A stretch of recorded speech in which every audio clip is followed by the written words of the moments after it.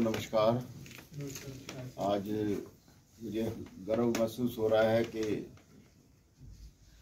Justice Dhingra साहब के साथ हम बैठे हैं और एडिशनल एडवोकेट जनरल जो कि लीगल ल्यूमिनरी हैं, वकालत के अलावा एडिशनल सॉलिसिटर जनरल, बाद में केस कर देना आप इकट्ठे ही करके। तो इसके अलावा कानूनी पढ़ाई के अलावा भी आपने बहुत अच्छा अध्ययन किया है। विशेष रूप से अगर आप में से किसी ने विवेकानंद जी को समझना हो और विवेकानंद जी के भी अर्थशास्त्र पर क्या सुझाव थे, क्या उनका दर्शन था, तो economic philosophy of Swami Vivekananda नाम से इनका लेख बहुत प्रसिद्ध हुआ है। और वो लेख इन्होंने पूरी छुट्टियां जो है वो विवेकानंद के संग बिता करके उसमें जो निष्कर्ष निकले हैं उसके आधार पर वो लिखा है। और सेंटेनरी सेलिब्रेशंस में जो सार्ध शती हुई विवेकानंद जी की, तो उस समय रामकृष्ण मठ ने एक बहुत ही अद्भुत लेखों का संग्रह देश भर में जो लोगों ने बोला वो छापा। तो बाकी सब ने तो अपने लेख भेजे होंगे तो छपा होगा, इनका लेख उन्होंने पढ़ा, इनसे रिक्वेस्ट किया और उस लेख को उन्होंने उसमें स्थान दिया। तो ये ना केवल एक वकालत के लिए सम्मान था, आज का युवा विवेकानंद को कैसा समझता था, कैसा समझना चाहिए, उसको समझने के लिए भी हम विक्रमजीत बनर्जी जी से बहुत बड़ा मार्गदर्शन, सलाह मशवरा और एक मेंटोरशिप के नाते नौजवान ले सकते हैं। मेरे साथ मेरे और साथी भी हैं, तो क्योंकि इत्तेफाक से एक कार्यक्रम और भी संगठन का है तो उसमें भी जाना है, तो मैं थोड़ा सा निवेदन, क्योंकि इस विषय पर न्याय का कैसे भारतीयकरण हो, इस विषय का अगर सबसे कम जानकार इस सभा में हो सकता है तो मैं हो सकता हूँ, क्योंकि आप सब वकालत किए हुए हैं, इस विषय के ऊपर बार बार सोचते रहते हैं, विचार करते रहते हैं। और पढ़ाई का नियम यही होता है कि सिंपल टू कॉम्प्लेक्स जाना चाहिए, कॉम्प्लेक्स टू सिंपल नहीं आना चाहिए। पहले आसान बात करनी चाहिए, फिर मुश्किल करना चाहिए। तो शायद यही सोच करके मेरा जो है वो पहला भाषण रखा है, ताकि कोई चीज़ ऐसी ना हो कि जो मुश्किल लगे, किसी को समझ ना आ सके। और धीरे धीरे स्तर भी आगे बढ़ते रहना चाहिए। और मीटिंग के अंदर वैसे भी नियम ये होता है, कवियों के अंदर तो शुरू के अंदर एक दो कवि ऐसे बुला के रखते हैं कि जो फ्री में आ जाते हैं और जितनी देर कहो तो वो बोलते रहते हैं। फिर बाद में धीरे धीरे बड़े खिलाड़ी आते हैं, तो वो हमारे सामने बैठे हैं और आप लोग भी बैठे हैं। पर मेरी जो इस विषय पर विचार करने की शुरुआत हुई तो गुरुदत्त के एक उपन्यास से हुई। शायद वैद्य गुरुदत्त से आप में से कोई परिचित है, पढ़ा है कभी किसी ने? क्योंकि वो पीढ़ी जो है वो निकल चुकी जो उनसे बहुत बड़ी प्रेरणा प्राप्त करती थी, आज से लगभग 30 साल 35 साल पहले। तो हर और एक उपन्यास जो उनका, जो मेरे को बहुत अच्छा लगा और संघ का कार्यकर्ता होने के कारण से वो उपन्यास मैंने अपने पास भी रखा हुआ है, उसका नाम है सदा वत्सले मातृभूमि। तो उसके अंदर जो पात्र है, हीरो है, उसके पिता उसको वकालत करवाना चाहते हैं और वो उस साल एडमिशन ले नहीं पाता है। तो बोलते हैं कि प्रोफेशन बहुत अच्छा है, तो इसको लेना, पर अगले साल एडमिशन लेना। लेकिन लड़का जो है वो कुछ किताबें खरीद के लाता है, तो पिताजी कहते हैं कि ये जितनी भी किताबें तू पढ़ता रहेगा ना कानून की, तेरा दिमाग खराब होता जाएगा। बोले फिर क्या करूं? तो अगर कानून पढ़ना है तो आप भारतीय एक ग्रंथ है न्याय शास्त्र, इनको पढ़ना शुरू करो। तो बोले कि वो कहाँ मिलेगा? तो बोले वो संस्कृत में है, वो भी आपको ठीक से पढ़ना पड़ेगा। इससे वो शुरुआत होती है। और वो हमारा कॉलोनाइजेशन जो हुआ माइंड का, किस प्रकार से मैकॉले ने और बाकी लोगों ने किया, तो सारी बातें युवा पीढ़ी के आगे उस उपन्यास के अंदर लिखता है। वैसे आपकी जानकारी के लिए, हमारा और आपका ढींगरा साहब का जो संबंध आया नाम तो इनका सुना था, तो वो इसलिए आया कि इन्होंने एक बहुत अच्छा पुस्तकालय एक इस शहर में बनाया है, दिल्ली शहर में बनाया है, जो दिल्ली के अंदर रह भी लगता है भी आपको बिल्कुल एक शांत जगह, बिल्कुल सौम्य जगह, जहाँ बैठने के बाद जिसको इको सिस्टम पढ़ने का वो लगता है। तो आपने समय यान के नाते सेक्टर 8 में आर के पुरम में जो स्वदेशी का परिसर उसमें आपने इस्टेब्लिश किया, और उसके पीछे भावना ये थी कि नौजवान पीढ़ी जो पुरानी पुस्तकें हैं उसको पढ़े, नए संदर्भों में पढ़े। और इन्होंने गुरुदत्त के जो 250 के लगभग उपन्यास उन्होंने जिंदगी भर में लिखे, वैद्य गुरुदत्त ने। एक टाइम था कि यूनेस्को ने 60 के दशक का भारतीय जो उपन्यासकार सबसे ज़्यादा पढ़ा जा रहा है हिंदी में, तो उसके बारे में जब आकलन किया था तो गुरुदत्त का नाम आया था। उस सारे उपन्यास आपने संग्रह करके किए। मैंने वो उपन्यास देखने के बाद मैंने कहा एक उपन्यास मेरे को कम लगता है। बोले नहीं, हमने सब लाए हैं। मैंने कहा वो कम लगता है, तो बोले क्या नाम है? तो मैंने कहा सदा वत्सले मातृभूमि, क्योंकि मैंने बहुत अच्छी ढंग से पढ़ा और मेरे पास एक कॉपी अभी भी सुरक्षित है। तो उस उपन्यास में जो जो आप जाते जाएंगे, तो भारतीय न्याय अगर व्यवस्था को बदलना है, भारत के लोगों से सच्चा न्याय हो सके अगर आपने समझना है, तो मेरी शुरुआत और कई और लोगों की शुरुआत भी उस उपन्यास से हुई होगी जिसका नाम सदा वत्सले मातृभूमि। और जो नहीं जानते उनको बता रहा हूँ कि संघ की प्रार्थना पर आधारित वो उपन्यास है। और उन्होंने कहा कि ये जैसे ये राष्ट्रवाद की पूरी परिभाषा है, राष्ट्र की पूरी स्तुति है, उसी प्रकार से जो पुराने ग्रंथ हमारे न्याय के लिखे हैं। और बाद में मैंने जब और पढ़ा तो ये एक सचमुच के न्यायविद जो कि इंग्लैंड में रहते हैं, भारतीय थे, उनकी जीवन पर आधारित वो सारा उपन्यास है कि किस प्रकार उन्होंने न्याय की परिभाषा को, न्याय की व्याख्या को भारतीयकरण किया। वो उपन्यास से आज एक बक्का न्यास बना करके इस काम को करना चाहिए। मुझे लगता है यही आज के कार्यक्रम की एक जो रूपरेखा है। और ये ब्रिजेश जी ने ये बीड़ा उठाया है, ये कार्यक्रम किया है, तो इनका, आपका, हमारा परिवार का और आए हुए सब लोगों का मैं बहुत बहुत धन्यवादी शुरू करता। दूसरी बात जो है इस बारे में, भारत के अंदर आज़ादी की लड़ाई जो लड़ी गई, तो आप देखेंगे कि अधिकांश एडवोकेट थे। महात्मा गांधी, जवाहरलाल नेहरू, सरदार पटेल, लाला लाजपत राय। लाला लाजपत राय तो बहुत बड़े वकीलों में से हिसार के माने जाते हैं, थे उस समय। तो ये सारे लीगल ल्यूमिनरी थे, उन्होंने लड़ाई लड़ी। पर शायद भारत का इतिहास रखेगा कि भारत के आज़ादी को दिलाने में एडवोकेट ने जितनी बड़ी भूमिका निभाई, भारत के कानून व्यवस्था को भी आज़ादी दिलाने में उतना बड़ा योगदान किया है या नहीं किया है, शायद आने वाला समय प्रश्न चिन्ह उठाएगा। और उसके प्रश्न उठाने से पहले पहले हमको उत्तर ढूंढना चाहिए, ये मेरी एक अपेक्षा है। और आज का जो विषय है ये एक शुरुआत है, इससे पहले भी काफ़ी लोग काम कर चुके हैं। इसके दर्शन कई प्रकार से पहले भी हुए हैं। आप में से तो वकालत का पेशा होने करके अधिकांश लोगों को पता होगा कि आज की अमेरिका की कमाई दुनिया में सर्वाधिक है। लगभग 21 ट्रिलियन डॉलर के लगभग वो जीडीपी उसकी साल की है। फिर 17-18 के लगभग चाइना की आती है। फिर उसके बाद सीधा ही 5 ट्रिलियन डॉलर से शुरू होकर के तीसरे नंबर की, और फिर भारत की 3.7 के लगभग ट्रिलियन डॉलर की अर्थव्यवस्था मानी जाती है।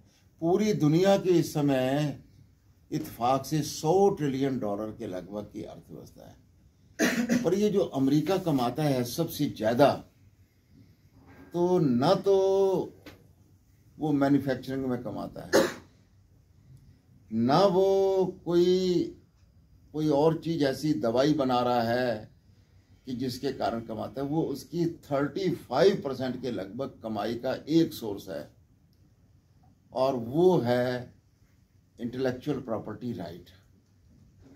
और शायद भारत का कहते हैं कि उसमें हिस्सा बहुत कम है। जो भारत की आबादी है उसके हिसाब से बहुत ही छोटा हिस्सा भारत का है। इसमें एक लैंडमार्क हुआ। जो स्वदेशी जागरण मंच को शुरू करने वाले थे दत्तोपंत ठेंगड़ी जी, तो उनके पास एक बुजुर्ग आदमी आया करते थे और बहुत अच्छे पद पे भारत सरकार में। तो वो कहते, देखो ये आप जो स्वदेशी जागरण मंच चला रहे हैं, ये आज़ादी की दूसरी लड़ाई है और ये आर्थिक आज़ादी दिलवाने के अंदर इसका बहुत बड़ा योगदान होगा। लेकिन आप मुझे कहो कि मैं जिंदाबाद मुर्दाबाद के नारे लगाऊं तो मैं लगा नहीं सकता। आप कहो मुझे जेल में जाओ तो मैं जा नहीं सकता। आप मुझे कहो कि मैं आंदोलन करूं कोका कोला पेप्सी कोला के खिलाफ, ये मेरी ना उम्र है ना मेरा स्वभाव है। कोई मेरे लायक इसमें काम हो सकता तो आप बताइए। तो ठेंगड़ी जी कहते थे कि आने वाले दिनों के अंदर इंडियन पेटेंट एक्ट के अंदर बहुत बड़े सुधार करने की आवश्यकता है और ये डिट्टो कॉपी है जैसी बाकी देशों की, वैसी नहीं है। बाकी जैसे देश भारत को गरीब बनाए रखने के लिए जो चाहते थे उसी का ये रूप है इंडियन पेटेंट एक्ट। तो इसके अंदर कुछ कर सकते हो। तो बहुत दिनों की खोज के बाद उन्होंने कहा कि एक छोटा सा सुधार हो सकता है और जिसको बोल सकते हैं कि 3D, ये एक सुधार हो सकता है। बोले इसमें क्या है? तो इसमें एक शब्द सिर्फ जोड़ना पड़ेगा, 4 स्पेलिंग उसके, मियर, MERE, मियर। कि अगर कोई दुनिया के अंदर कोई खोज करता है और उसने रीपेटेंटिंग करानी है तो उसका तरीका फिर यही होगा कि वो रीपेटेंटिंग कराने के लिए किस प्रकार की मैनेवरिंग करते हैं, उससे बचने के लिए यहाँ पर एक कानून बना दिया जाए और वो कानून में ये लिखा हो कि अगर कोई मियर इमिटेशन है, हल्का सा कॉस्मेटिक चेंज है, तो हिंदुस्तान में उसको पेटेंट दोबारा नहीं देना चाहिए। इसके बारे में कोई जब ये इसको पास कराने के लिए पार्लियामेंट की लॉबी के अंदर बैठ करके कई घंटे उस व्यक्ति के दत्तोपंत ठेंगड़ी जी की प्रेरणा से लगते थे और सब पार्टियों ने मिलकर के उसको पारित कर दिया, इंडियन पेटेंट एक्ट के अंदर आ गया।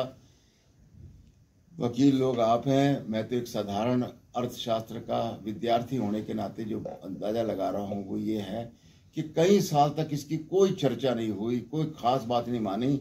जब नोवेल्टीज का मामला आया तो तब पहली बार इसका महत्व दुनिया ने जाना और नोवेल्टीज की लड़ाई के अंदर जो लाखों की दवाई थी वो हजारों में जो बिकने का श्रेय मिला, तो ये इसी 3D एक्ट के कारण से बना, इसी प्रावधान के कारण से मिला।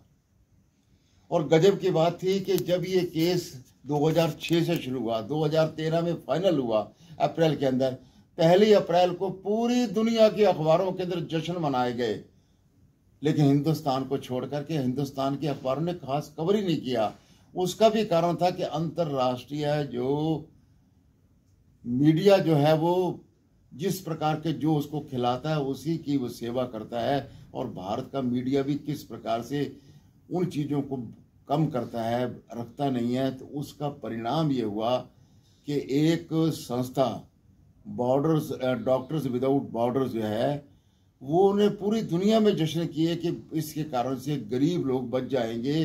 जो इंडिया के अंदर ये पारित हुआ है 3D एक्ट के कारण से, नोवार्टिस की ग्लिवेक नाम की दवाई का जो पेटेंट दोबारा से नहीं दिया गया है और हिंदुस्तान की कंपनियों ने उसमें लाभ दिया है।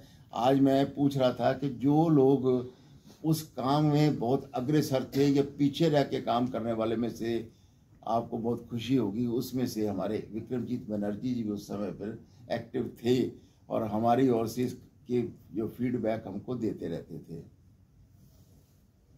कहने का अभिप्राय है कि जो युद्ध के मैदान में सेनाएं नहीं कर सकती हैं, जो मार्केट फोर्सेस नहीं कर पाती हैं, जो बड़े बड़े आंदोलन नहीं कर पाते हैं, कानून के अंदर परिवर्तन किया हुआ थोड़ा सा भी परिवर्तन उस चीज़ को बदल सकता है। लाखों की दवाई हजारों में बेच सकते हैं और दवाई उपलब्ध होती है लेकिन लोगों को मिलती नहीं है, लोग मर रहे होते हैं।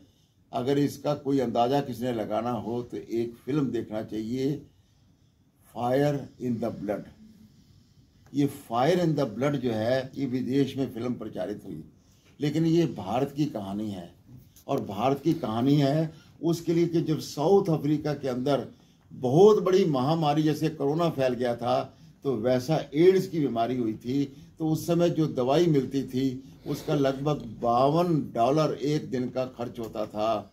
भारत की एक कंपनी ने कहा था कि मैं सस्ती बना सकता हूँ, और जब वहाँ की सरकार ने कहा कितने की बना सकते हो, $10 में बना सकता हूँ, तो मैंने कहा कि हमारी जनता अगर बचानी है तो शायद 50% बच पाएगी, 50% इस रेट पे बचेगी नहीं।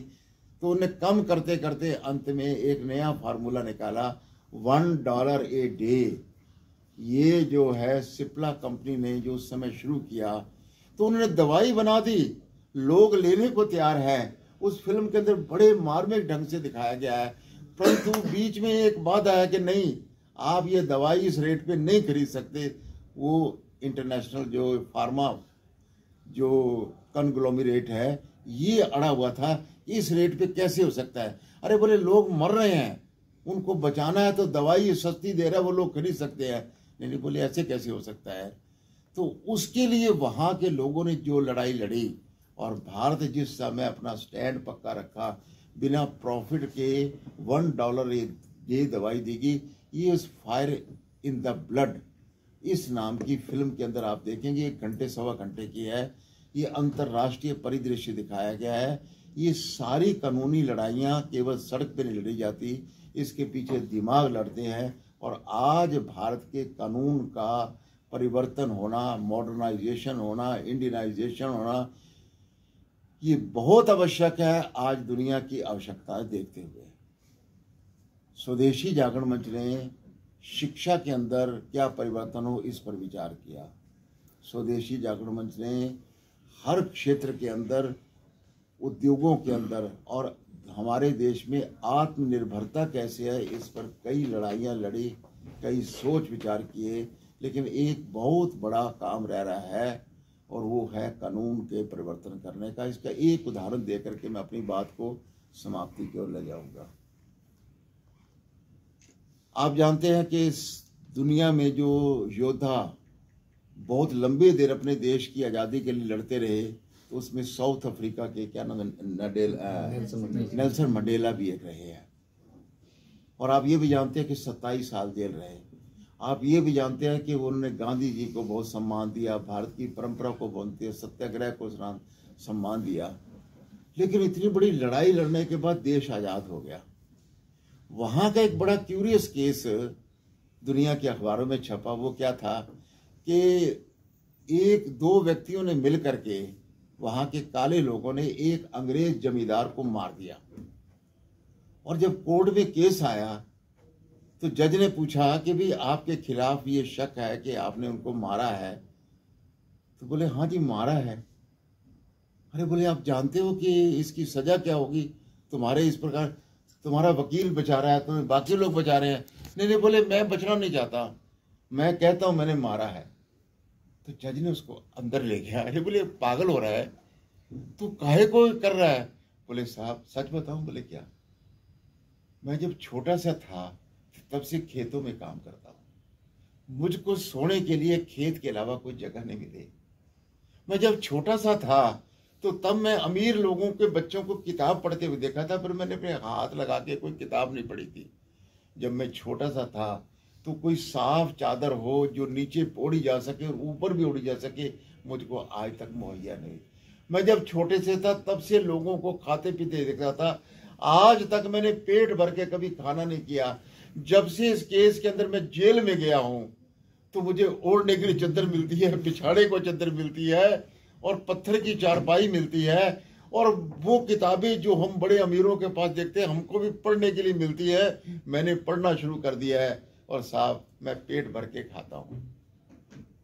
तो मैं नहीं चाहता कि ये सुविधाएं, अगर मैं बच गया तो फिर जाके खेतों में काम करना पड़ेगा। यानी 27 साल के सत्याग्रह, 27 साल की संघर्ष के बावजूद देश आजाद हो गया। कानून वही के वही रहे, माइंस पर सारा का सारा अधिकार उनका रहा। जमीन पर सारा अधिकार उनका रहा। और मैंने पूछा भी किससे, एक लड़का साउथ अफ्रीका में बहुत अच्छा काम कर रहा था, और जो उस समय बहुत चर्चित व्यक्ति को नोबेल प्राइज मिला अर्थशास्त्र पर, ऑस्ट्रोम क्या था, ऑस्ट्रोम, हाँ, उनको जब मिला तो वो महिला का नाम था, उसका पति भी साथ में काम कर रहा था। तो उसको सारा स्टडी करने के बाद मुझे बहुत अच्छा लगा कि जो दीनदयाल जी ने एकात्म मानववाद लिखा है, ये तो व्यक्ति उसी की प्रस्तुति कर रहा है। तो मैंने जानना चाहा कि साउथ अफ्रीका में सच में देश आजाद हो गया, कानून आजाद नहीं हुए। देश आजाद हुआ, कानून वही पुराने रहे। तो ये व्यक्ति की हालत ही हुई कि वो जेल से छूटना नहीं चाह रहा है, आज़ादी प्राप्त होने के बाद भी वो आज़ाद नहीं होना चाहता है, वो जेल में रहना चाहता है। ये सच्ची घटना जो पड़ी, तो इसका मतलब देश का आज़ाद होना कोई बड़ी बात नहीं है, हालांकि होती बहुत बड़ी बात है। कानूनों का आज़ाद होना, उसका जो कॉलोनियल माइंडसेट से हट करके नए प्रकार के बनाना, भारत की आवश्यकताओं के अनुसार बनाना, भारत की भाषाओं के अनुसार बढ़ना, और जो बड़ी बात है, जजेस की जो मेंटलिटी बदलनी होती है, वो समझे कि ये जो सामने लोग हैं, ये हम इनके भगवान नहीं हैं। अरे मी लॉर्ड तो हमें कहते हैं, वास्तव में तो ये जनता है जिसके कारण से हम जज हैं। ये जनता है जिसके कारण से हमको तनख्वाह मिल रही है। ये जनता है जिसके कारण से बड़ी बड़ी कोठियाँ मिल रही है, पेंशन मिल रही हैं, और इनको न्याय दिलवाना ये मेरा काम है। ये माइंड सेट बदलना बहुत मुश्किल काम है। और जिस प्रकार के निर्णय पिछले दिनों दिखाई देते हैं, तो उस प्रकार के लगता है कि बहुत बड़े परिवर्तन की आवश्यकता है। तो इसलिए कानून के अंदर परिवर्तन, भारतीय आवश्यकताओं के अनुसार परिवर्तन, भारत की मुख्य भाषाओं के अंदर वकील अच्छी तरह जिरह कर सके और क्लाइंट अपने केस को समझ सके, इस प्रकार का परिवर्तन। और भारतीय जो न्याय की मीमांसा है, उसके आधार पर अगर होगा, तो जैसे आज एनवायरनमेंट के अंदर भारतीय का पैराडाइम दुनिया के अंदर प्रसिद्ध हो रही है। जैसे हमारे यहाँ पर एक एक्सरसाइज, दुनिया भर में लोग एक्सरसाइज करते होंगे, भारत की एक एक्सरसाइज जिसको योग कहते हैं, वो अंतर्राष्ट्रीय स्थान पा चुकी है। भारत के अंदर सामान्य रूप से पैदा होने वाला, दुनिया में सबसे ज़्यादा फसल जो पैदा होती है, जिसको मिलेट्स बोलते हैं, आज अंतर्राष्ट्रीय स्थान पा चुका है। भारत में 35% से ज़्यादा मिलेट भारत के अंदर होते हैं, चीन से कई गुना ज़्यादा होते हैं। इसी प्रकार से संस्कृत का एक स्थान दुनिया के अंदर प्राप्त हो चुका है कि कंप्यूटर की भाषा हो सकती है, तो भारत की ये प्राचीन भाषा हो सकती है। जैसे और चीज़ों के अंदर भारत का स्थान बन रहा है और विश्व की ओर के बढ़ रहा है, तो कानून के अंदर भी आमूल चूल परिवर्तन होना बहुत आवश्यक है। आज आप सब लोग इसके लिए इकट्ठे हुए हैं, और स्वदेशी जागरण मंच का ये सपना भी है। और आपसे एक निवेदन भी करूंगा कि दीनदयाल मार्ग के ऊपर दीनदयाल जी का चित्र लगा हुआ सबसे बड़ा कोई स्थान जो दिखाई आपको देगा, तो वो स्थान आप सबका है, वो स्वदेशी जागरण मंच का शोध संस्थान का होगा। और वहाँ पर एक फ्लोर पूरा वकीलों के लिए भी रखा जाएगा, अधिवक्ता परिषद और बाकी संस्थान भी उसमें आते जाते रहेंगे, तो आपका भी अपना कार्यालय रहेगा। और इस प्रकार की शोध की शुरुआत होगी कि जो भारत में असली मुक्ति दिलाएगी, भारत में असली न्याय व्यवस्था में परिवर्तन होगा। उसके लिए आज आप सब इकट्ठे हुए हैं। मेरा इतना छोटा सा जो आपने प्रस्तावना है वो मैंने रखी है, आपने ध्यान से सुनी और मुझे समय दिया, तो आयोजकों का और सुनने वालों का सबका बहुत बहुत धन्यवाद।